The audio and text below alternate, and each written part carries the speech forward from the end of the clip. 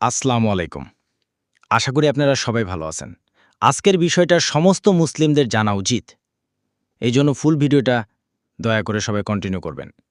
বাংলাদেশের নাস্তিকের মধ্যে থেকে একজন নামকরা নাস্তিক ইমরান বিন বশির এই নাস্তিক বলছে, যদি আল্লাহ সত্যি রিজিকদাতা হয়ে থাকেন তাহলে মুসলিম এতিম শিশুরা না খেয়ে মারা যাচ্ছে কেন?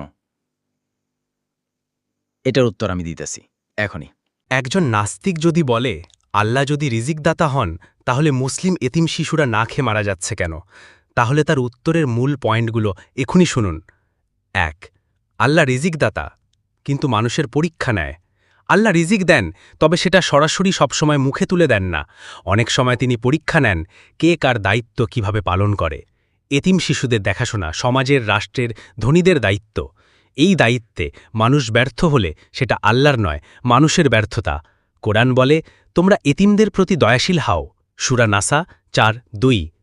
২. পৃথিবীকে আল্লাহ ইচ্ছা করে পুরোপুরি ন্যায়ভিত্তিক করেননি। আল্লাহ দুনিয়াকে আখিরাতের তুলনায় ক্ষণস্থায়ী করেছেন।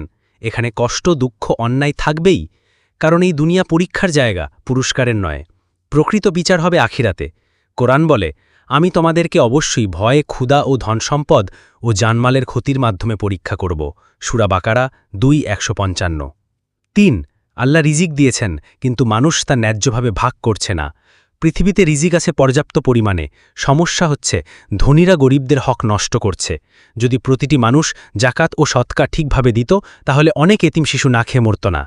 বাস্তব পরিসংখ্যানে দেখা যায় প্রতি বছর কোটি কোটি টন খাবার নষ্ট হয়। এগুলো যদি সঠিকভাবে বিতরণ হতো তাহলে কেউ না খেয়ে মরত না। ৪. নাস্তিকদের সমাজেও শিশুরা না খেয়ে মরে। এই প্রশ্নটা যেন মনে না হয় শুধু ইসলামিক সমাজে সমস্যা।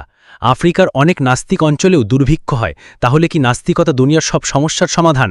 না। তাই এই প্রশ্ন আল্লাহর অস্তিত্বের বিরুদ্ধে যুক্তি হতে পারে না। ৫. তুমি সমস্যাটা নিয়ে চিন্তা করো, সমাধান হও। এই প্রশ্ন করার চেয়ে অনেক ভালো কাজ হচ্ছে এই এতিম শিশুদের জন্য কিছু করা। তোমার প্রশ্ন যদি সত্যি মানবিক চিন্তা থেকে হয়, তাহলে তুমি নিজে কেন এতিম শিশুর পাশে দাঁড়াচ্ছ না? উপসংহার: আল্লাহ রিজিক দেন, কিন্তু সেই রিজিক পৌঁছানোর মাধ্যম মানুষের মধ্য দিয়ে হয়। যদি মানুষ তার দায়িত্ব ভুলে যায় তাহলে দুর্ভোগ হবে। এটা আল্লাহর ব্যর্থতা নয়, মানুষের অবহেলা।